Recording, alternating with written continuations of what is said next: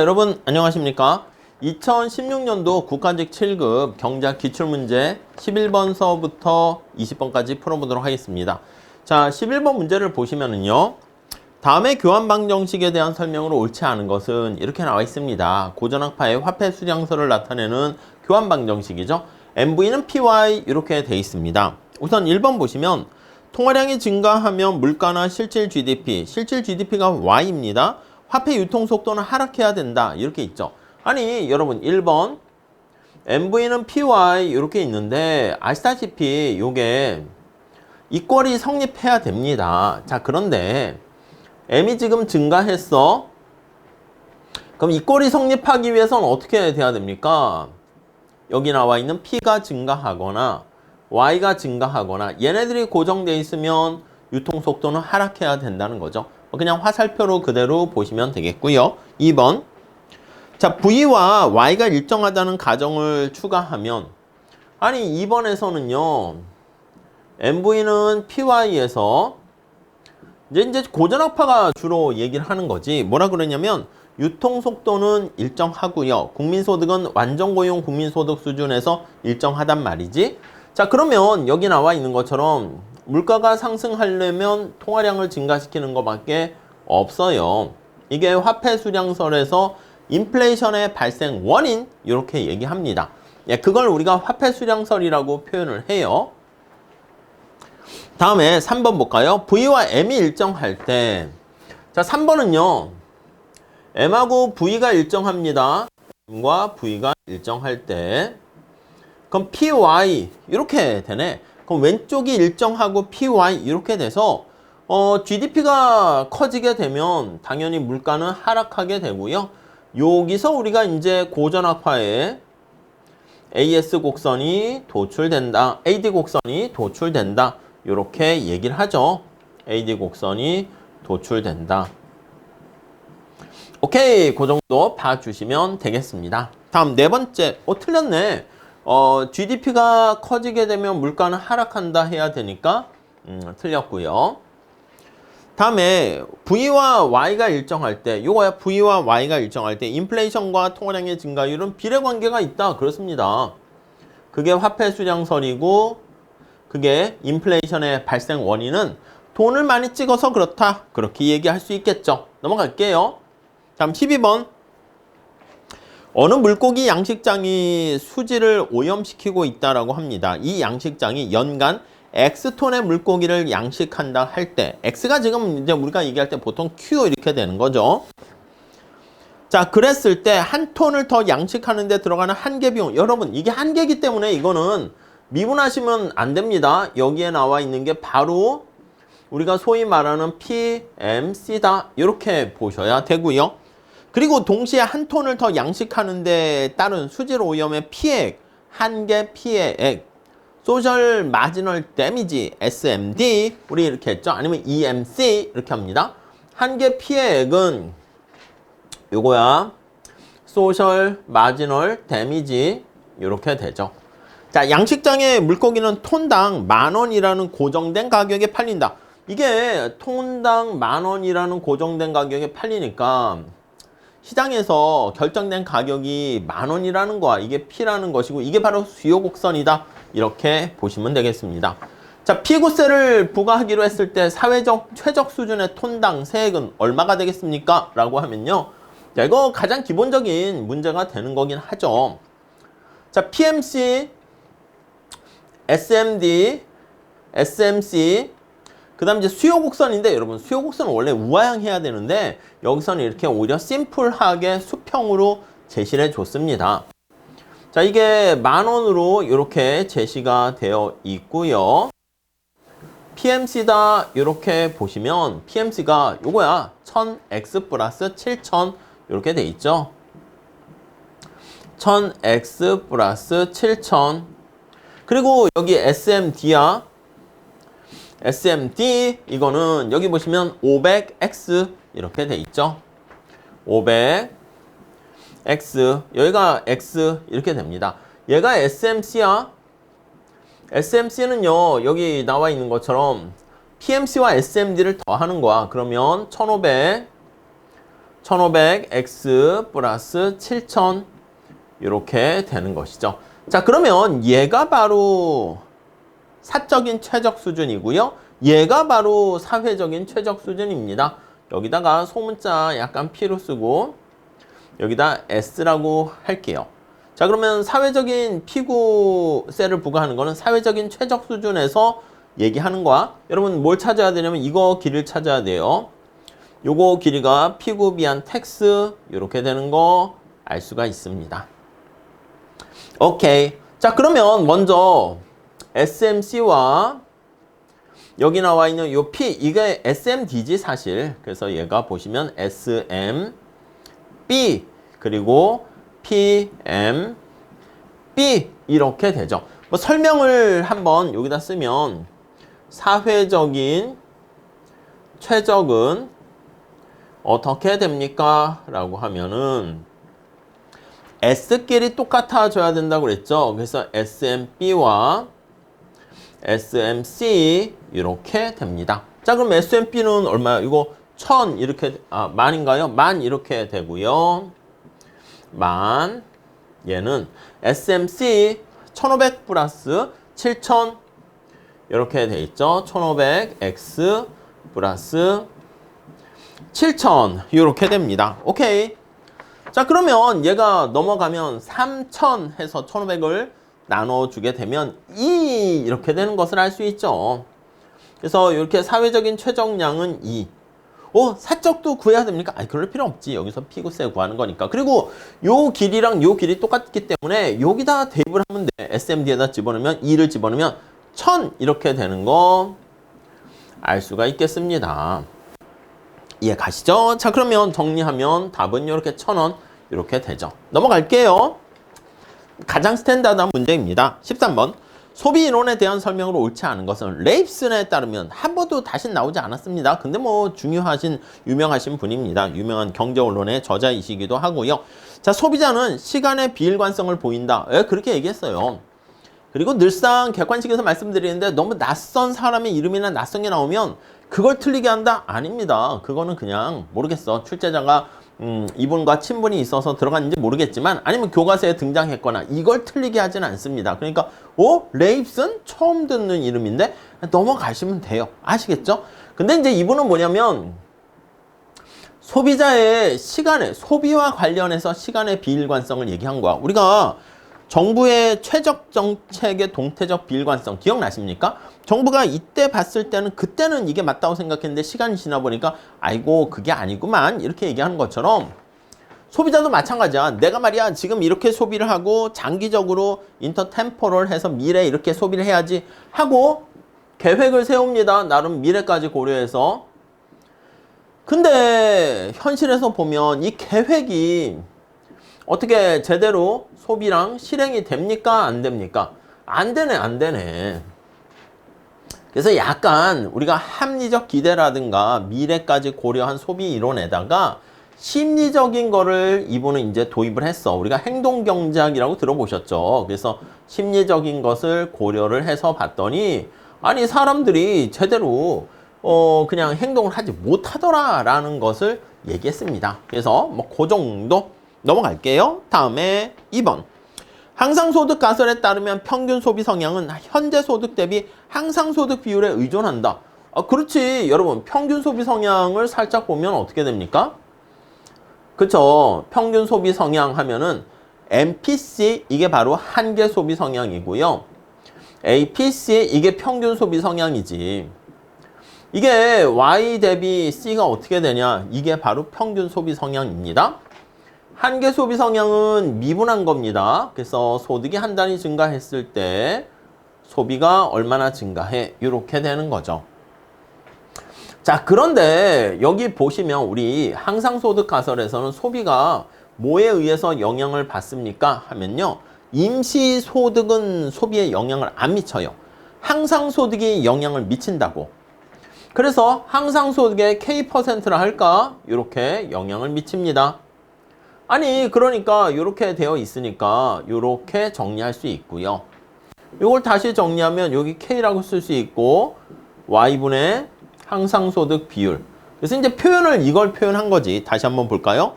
평균 소비 성향은 APC는 현재 소득 대비 항상 소득의 비율에 의존한다. 항상 소득 비율에 K만큼 의존한다. 그 뜻입니다. 낯설 수는 있을 것 같습니다. 다음 3번.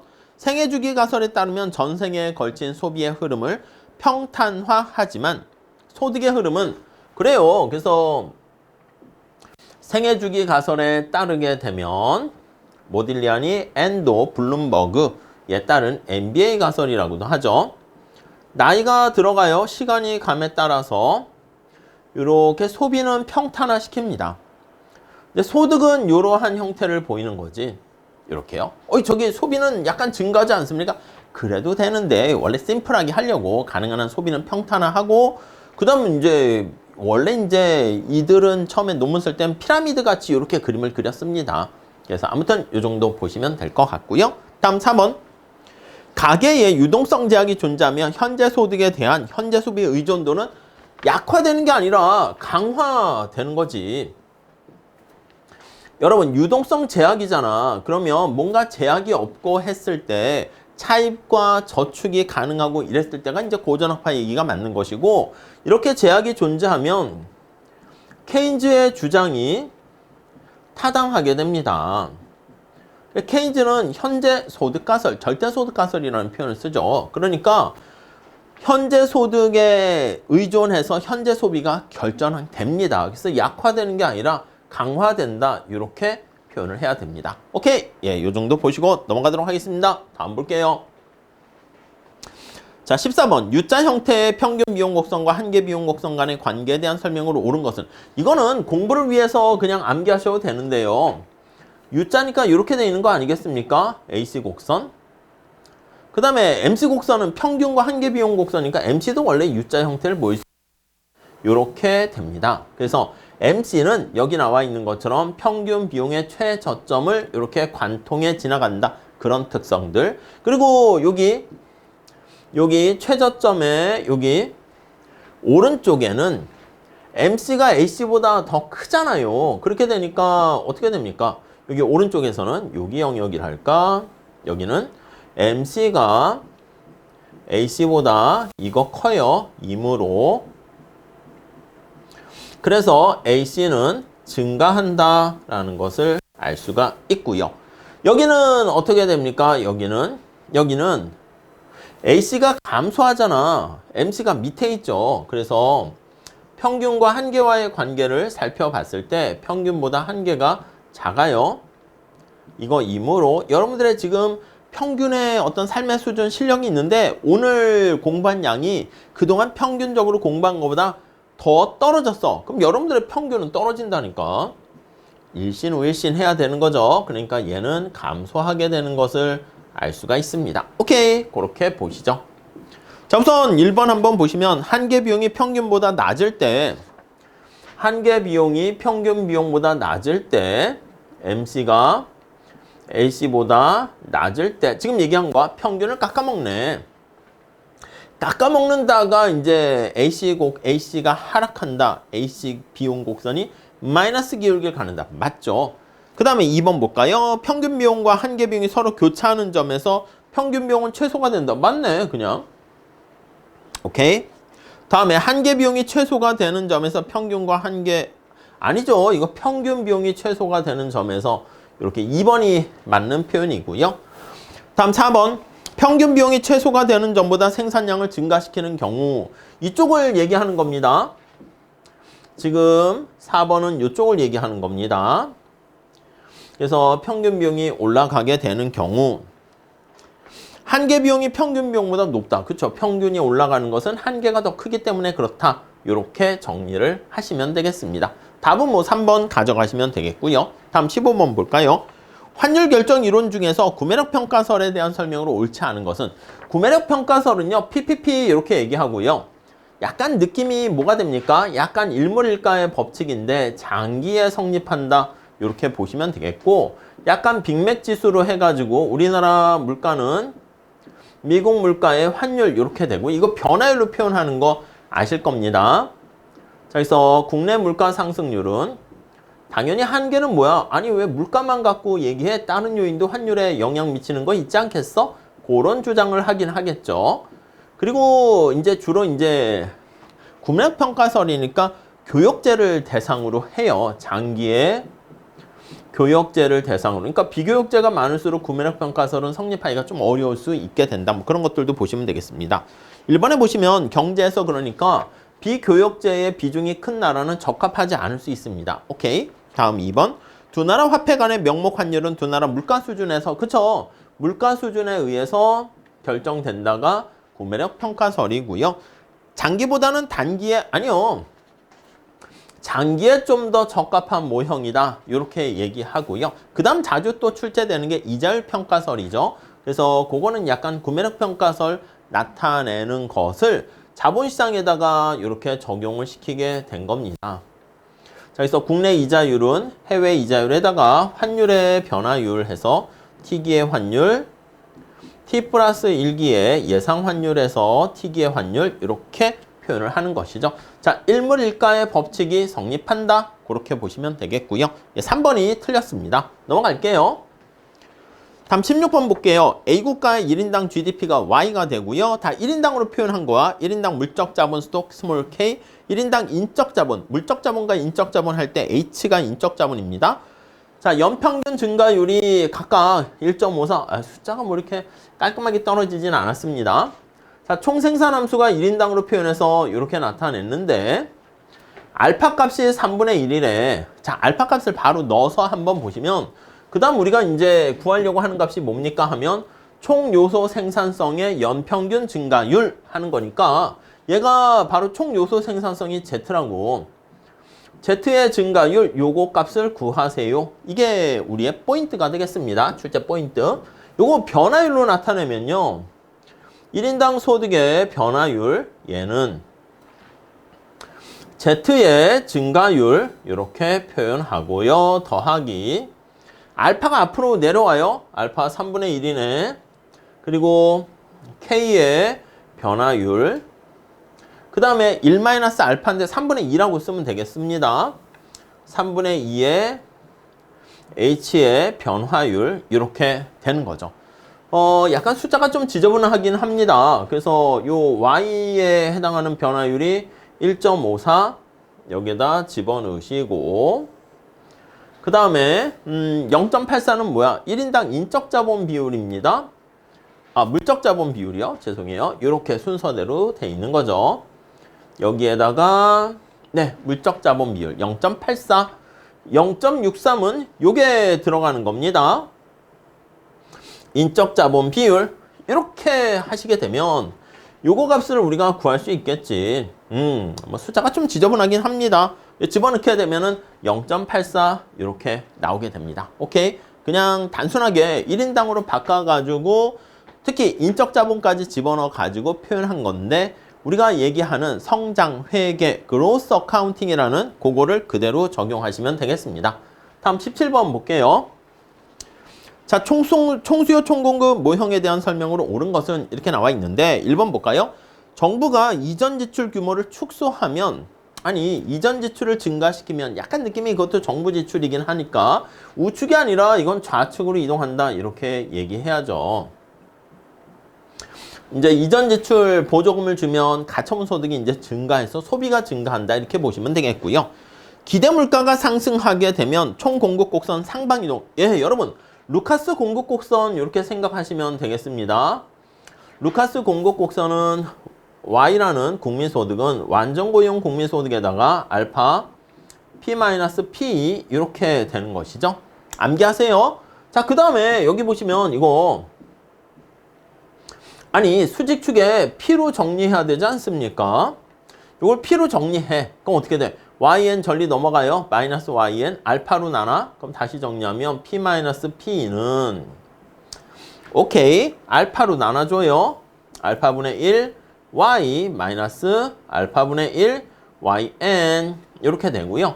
따라서 정리하게 되면 P는 알파분의 1 Y 알파분의 1 YN 플러스 PE 이렇게 된다고요. 자, 여기서 우리가 관심을 갖게 되는 변수는 P와 Y가 관심이 되는 거 아니겠습니까? 자, 그랬을 때 여기 나와 있는 것처럼 얘가 기울기가 된다고, 기울기.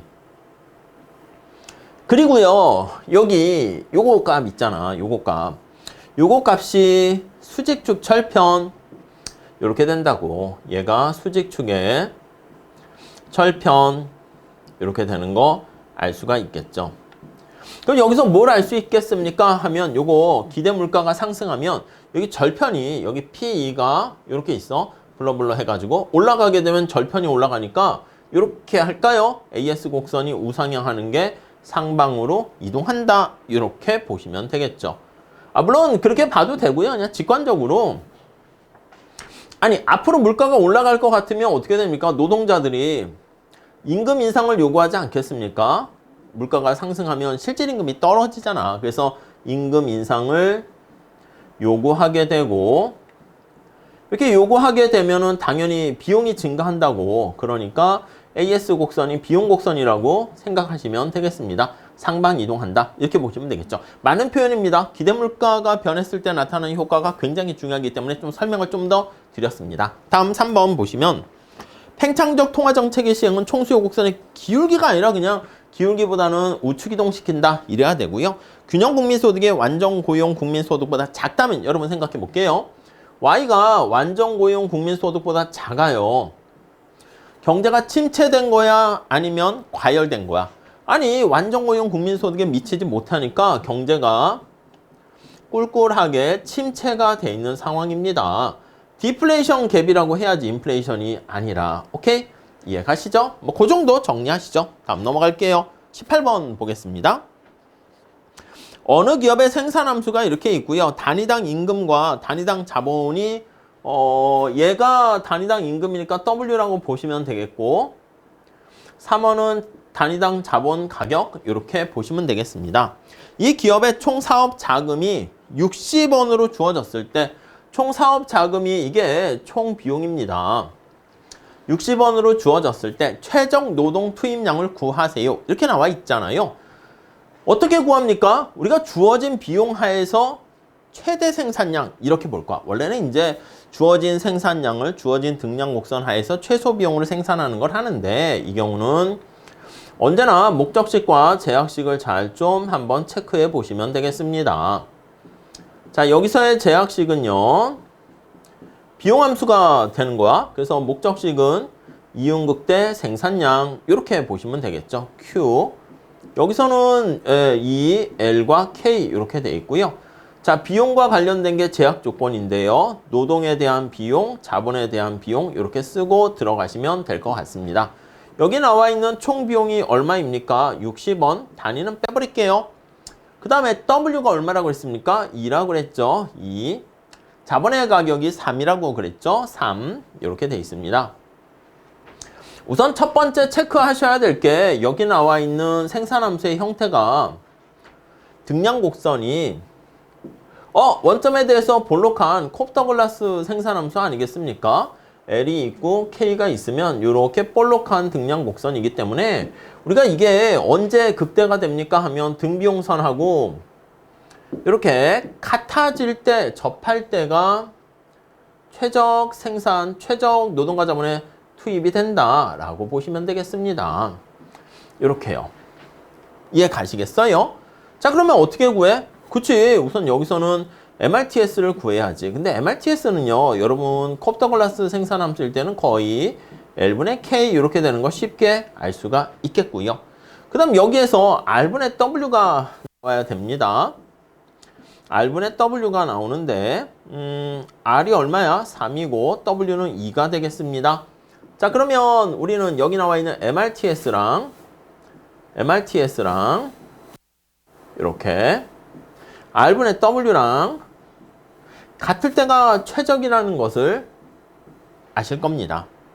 자, 그러면 어떻게 돼? K, L분의 K는 2분의 3 이렇게 되니까 K는 3분의 2 L 이런 관계를 얻어낼 수 있고요. 이렇게 이걸 어떻게 한다? 여기다 대입을 하는 거지. 제약 조건에다가 대입을 하시면 되겠습니다. 오케이. 그러니까 여기다 일부러 좀 계산하기 쉽게 3 이렇게 지면 3, 3 지워지잖아요. 그래서 이렇게 60은 2L 플러스 3 K를 집어넣으면 3분의 2L 이렇게 되겠죠. 그럼 4L 해가지고 계산을 쉽게 할 수가 있겠습니다. L은 15 이렇게 나오죠. K값도 구할 수 있는데 여기선 L만 물어봤으니까 이렇게 정리할게요. 넘어갈게요. 이건 자주 출제됩니다. 생산함수를 콥다골라스 생산함수가 아니라 비용극소화로 풀 수도 있고요. 주어진 생산량을 할 수도 있고 레온티에프라든가 완전 대체제 생산함수로 바꿀 수 있으니까 여러분들께서 연습을 충분히 해두시면 좋겠습니다. 19번 다음은 사과와 배의 수요 함수를 추정하고 있는데 이에 대한 설명으로 옳지 않은 것은 자, A가 사과고요. B가 배 이렇게 있습니다. 각각의 가격에 대해서 마이너스고 소득에 대해서는 플러스니까 정상제라는 거 알 수가 있죠.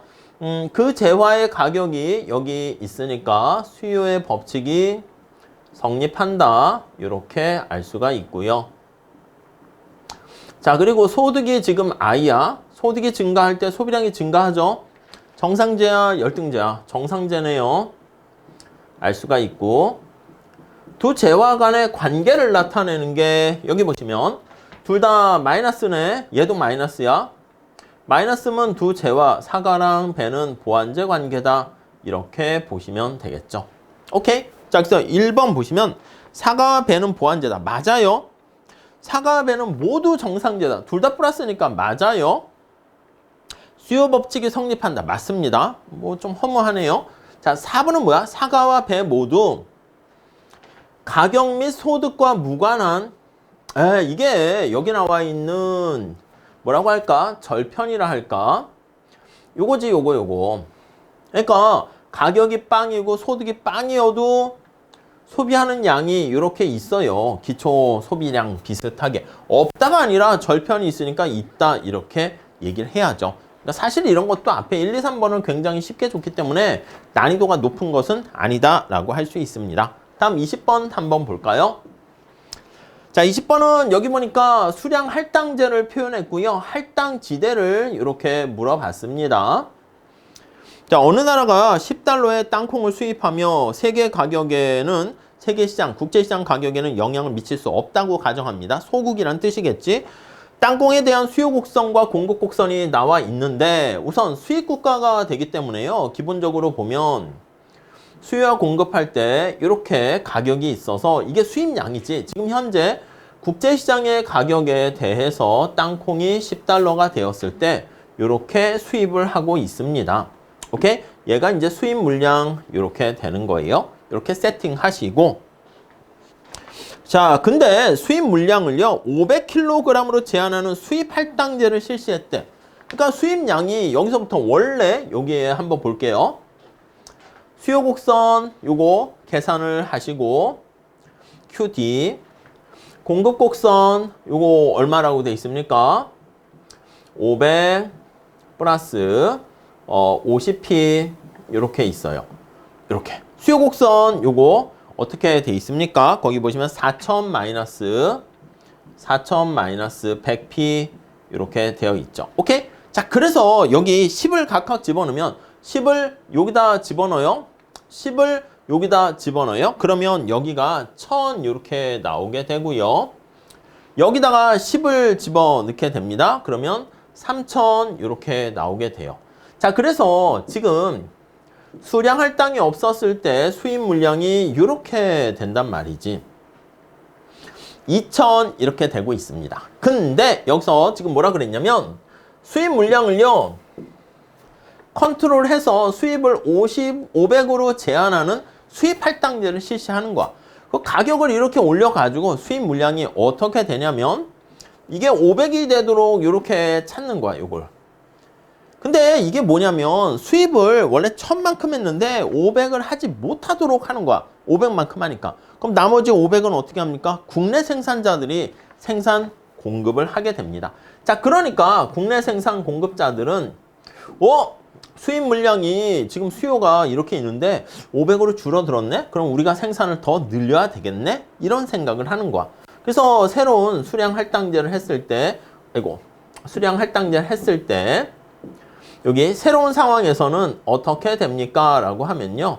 여기다 500만큼이 더 늘어나는 거야. 그래서 여기다 플러스 500, 그럼 1000 이렇게 되겠죠?